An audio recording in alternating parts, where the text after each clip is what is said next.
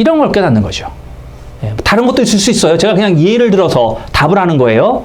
또 다음 거 보면 하나님은 고통, 슬픔 또는 우울함을 통해서 나에게 무엇을 가르쳐 주셨는가? 예. 고통을 우리는 겪어봤고요. 슬픔이 뭔지도 압니다. 또 이 시대를 사는 많은 사람들이요, 제 생각에 한 절반은 우울증에 빠져 있다라고 보면 크게 틀리지 않을 거예요. 스태티스틱스에서. 교회도 마찬가지입니다. 예. 왜 이렇게 많은 사람들이 이런 걸 겪고 있는데, 뭘 여기서 하나님이 가르쳐 주시느냐? 뭐가 있을까요? 진정 내 슬픔을 위로해 줄 수 있는 분은 하나님밖에 없구나. 라든가, 예. 아, 나는 하나님의 사랑이 정말 필요한 자다. 등등. 깨달을 수 있겠죠? 또, 밑에 하나님은 기다림을 통해서 나에게 무엇을 가르쳐 주셨는가? 기다림. 여러분, 기다리는 거 해보셨어요? 아마 이 중에선 기다린다라고 하는 거, 이게 아마 이거 못 기다리는 사람들이 굉장히 많을 거예요. 왜냐하면 기다린다고 하는 게 가만 보니까 우리 한국 사람 정서하고 정반대거든요. 우리는 기다리는 게 힘들어요. 그렇죠? 예. 반응들이 없으시네. 아니에요? 예. 우리가 급한 민족이기 때문에 그런 시스템 속에서 내가 한국 문화에서 살았기 때문에 그런 게 자연적으로 내게 형성이 돼서 그래요. 자, 그래서 우리가 뭘 느낄 수 있냐면요. 하나님의 때가 언제인가? 내가 하나님의 때보다 앞서갔구나. 예. 어떤 그런 거. 하나님의 시간이 언제인가? 이런 것들을 생각할 수 있는 거죠. 배울 수 있는 거예요. 또 다른 거 보면 하나님은 질병을 통해서 나에게 무엇을 가르쳐 주셨는가? 질병. 여러분 아플 때처럼 외롭고 정말 힘들 때 없죠? 예, 그때 뭘 배우기 원하시냐? 그래도 하나님은 나와 함께 해주시는구나. 이런 걸 배울 수 있는 거겠죠. 하나님께서 나를 치유해 주셨구나. 하나님의 은혜가 너무나도 크구나. 이런 것들을 깨달을 수 있습니다. 또한 실망을 통해서 우리는 무엇을 배울 수 있을까요? 실망. 하나님의 위로가 무엇인지 아는 겁니다. 내가 실망했을 때 사람은 내게 커다란 위로가 되지 않습니다. 그런 걸 깨달아가는 거고. 또 마지막, 나는 가족, 교회, 인간관계, 소그룹 모임, 그리고 나를 비판하는 사람들을 통해 무엇을 배웠는가? 가족 관계에서도 배우죠? 그렇죠? 교회 공동체 안에서도 배웁니다. 그렇죠? 그리고 또 여러 많은 인간관계들이 있고, 또 그리고 나를 비판하는 사람들이 있어요, 없어요? 있습니다. 예, 때로는 rightly so. 그러나 때로는 결코 공정하지 않은 그런 비판을 우리는 받는다라는 거죠. 예, 그럴 때 과연 무엇을 배웠는가? 예, 이런 것들을 생각하면 여러분들에게 떠오르는 사건들이 있을 거예요. 그렇죠? 그런 것들을 지금 적으셔도 되겠지만 오늘 저녁에 집에 가셔서 이거 쫙 펴놓고 좀 적어보시란 말이에요. 목사님이 그때 뭔 얘기했지? 잘 기억이 안 나면 제가 주일 말씀 우리 교회 웹사이트에 올라간단 말이에요. 주일 오후면. 그럼 여러분 다시 한번 들으시고. 사실은요, 이거 여러분 다시 한번 들으라고 다시 올려놓는 거예요. 예, 우리 교회 모르는 사람들이 몇 명이나 와가지고 듣냐면요, 거의 없어요. 거의 없는 게 아니라 아예 없어, 솔직히 얘기라면. 예, 그래도 올려놓는단 말이에요. 우리 교회 성도들이 들을까를 위해서. 자, 몇 시간을 수고한단 말이에요. 예. 자, 그래서 마지막 세 번째, 삶의 메시지는 우리가 나누는 거룩한 열정을 담아야 됩니다. 그렇죠? 여러분, 내 이야기를 하면서 이거 다른 사람 이야기하듯이 그냥 그냥 캐주얼하게 그냥 껄렁껄렁하게 말하면 상대방이 어떻게 받아들일까요? 어이, 뭐 별거 아닌가 보네? 그쵸? 여러분, 중요한 얘기, 내 얘기인데, 내 인생 얘기인데, 거기에 내 진실이 담겨져 있고, 내가 걸어왔었던 내 삶에 거짓된 것이 아니라, 그것이 정말 나에게 소중했다고 한다면, 내 열정이 거기에 당연히 담겨질 수밖에 없는 거예요. 그쵸? 그게 안 담겨지면, 이거는 기계적으로 뭐, 기계가 돌아가는 것도 아니고요. 내 얘기인데. 하나님은 열정적인 분이신 줄 여러분 아십니까? 하나님은 사랑하실 때요, 열정적으로 사랑하시는 분입니다. 또 하나님은 미워하실 때요, 열정적으로 미워하시는 분이에요. 하나님은 중간이 없습니다. 열정적인 면을 가지고 계시기 때문에 여러분이 이 열정적이신 하나님께 가까이 가면 갈수록 여러분은 이 하나님을 닮아가게 되는데, 하나님께서 사랑하고 있는 것이 무엇인지 알게 되면서 그쪽에 관심이 쓰이게 되고, 자연적으로 하나님이 사랑하는 것에 대한 열정도 내 마음 가운데서 생기기 시작을 한다라는 것입니다.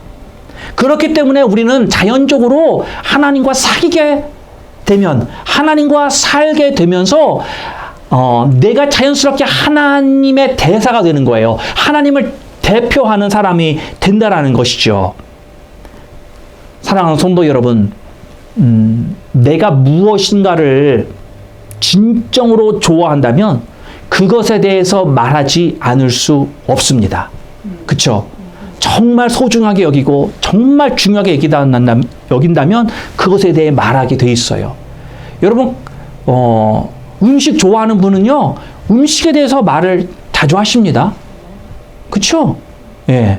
또, 산을 좋아하시는 분은요, 산에 가는 이야기를 하세요. 산의 좋은 점에 대해서 이야기를 하세요.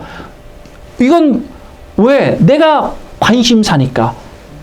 나한테 중요한 것이니까 그거에 대해서 말할 수밖에 없다는 것입니다. 예수님이 마태복음 12장 34절에 말씀하시기를 마음에 가득한 것을 입으로 말함이라.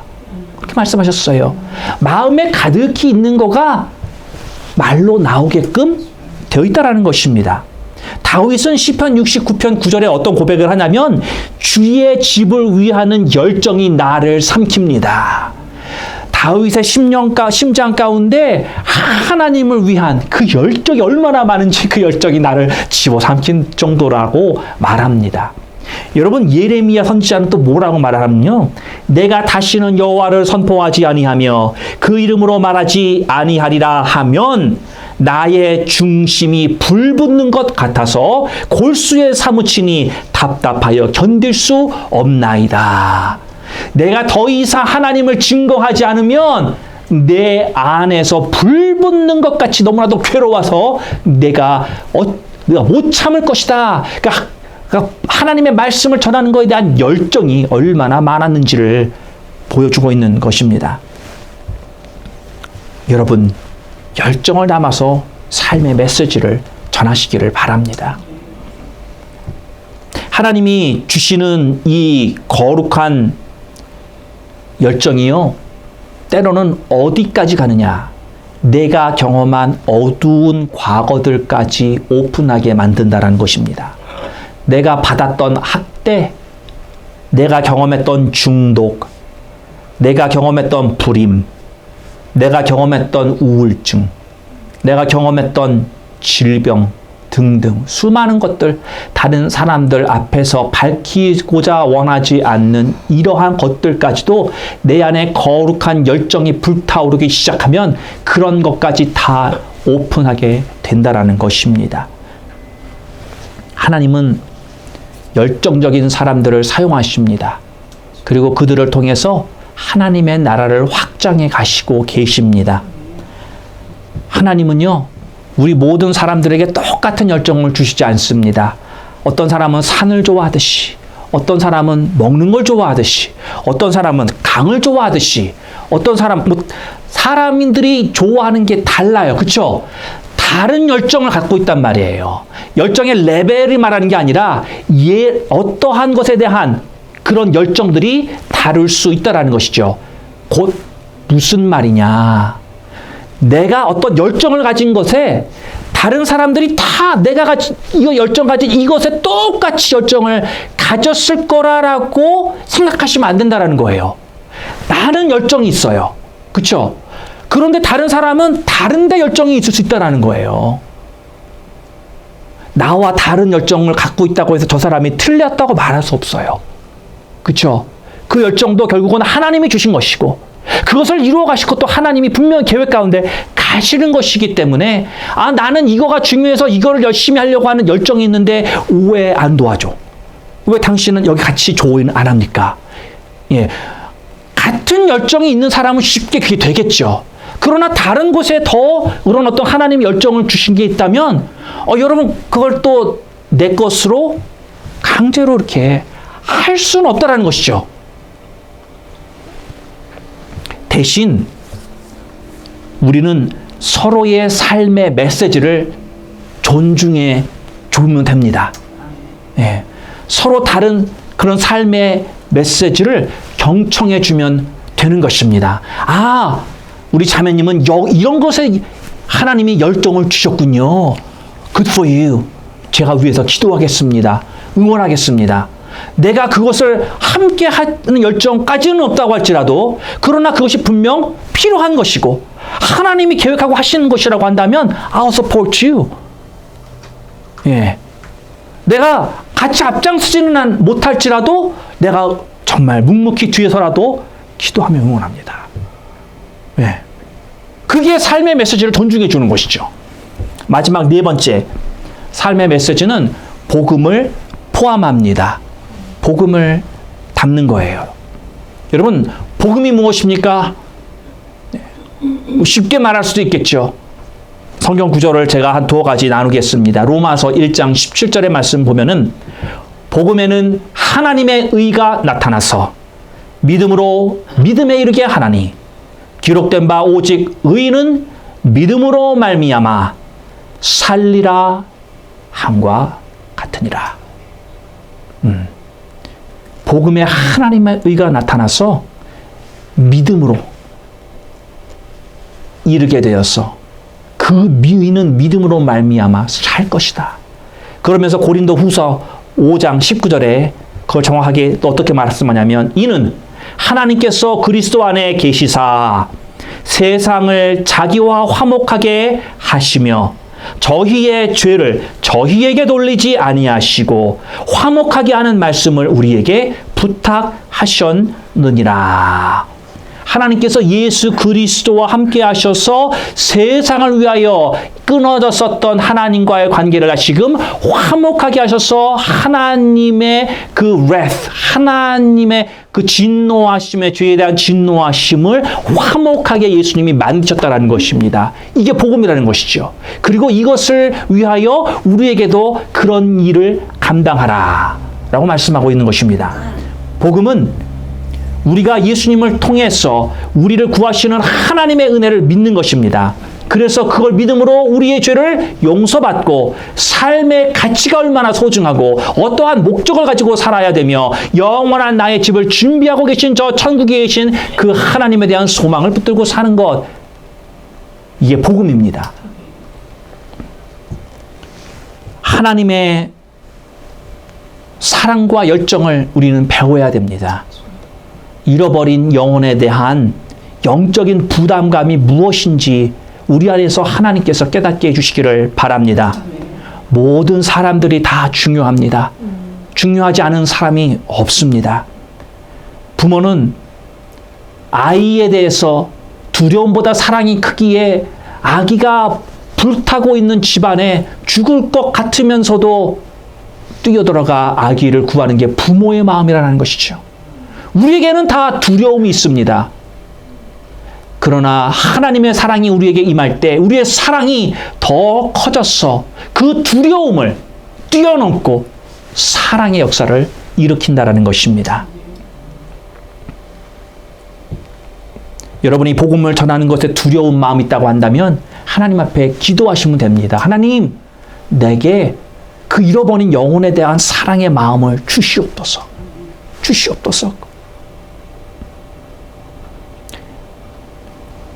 여러분이 아는 사람들이 천국에 갈 수 있도록 여러분은 무엇을 해 주실 수 있겠습니까? 교회로 초대해 주시겠습니까? 여러분의 간증을 나누어 주시겠습니까? 따뜻한 밥 한 끼 사주시겠습니까?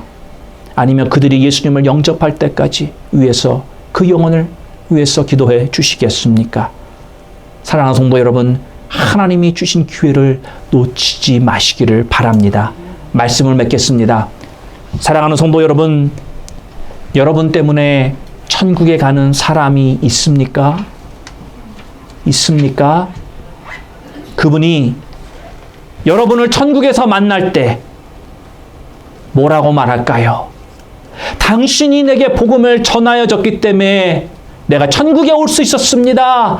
감사하고 감사하고 또 감사합니다. 그렇게 고백할 것입니다. 한번 상상해 보세요. 여러분들이 이 땅에서 경험하는 그 어떤 성취감보다도 천국에서 여러분을 때문에 천국에 온 그 사람을 만나는 그 감동이 더 클 줄 저는 믿습니다. 오늘 들은 삶의 메시지에 관한 이 말씀을 들으셨기에 여러분의 그 삶의 메시지를 준비해 보시는 한 주가 되기를 바랍니다. 우리가 보았던 뜨거운 싱어지의 단원들이 자신들의 진심을 담아 자기 자신을 소개하듯이 우리의 삶의 메시지를 통해 나의 주인 되신 예수 그리스도를 소개해 주시고 전해 주시기를 주님의 이름으로 축원드립니다.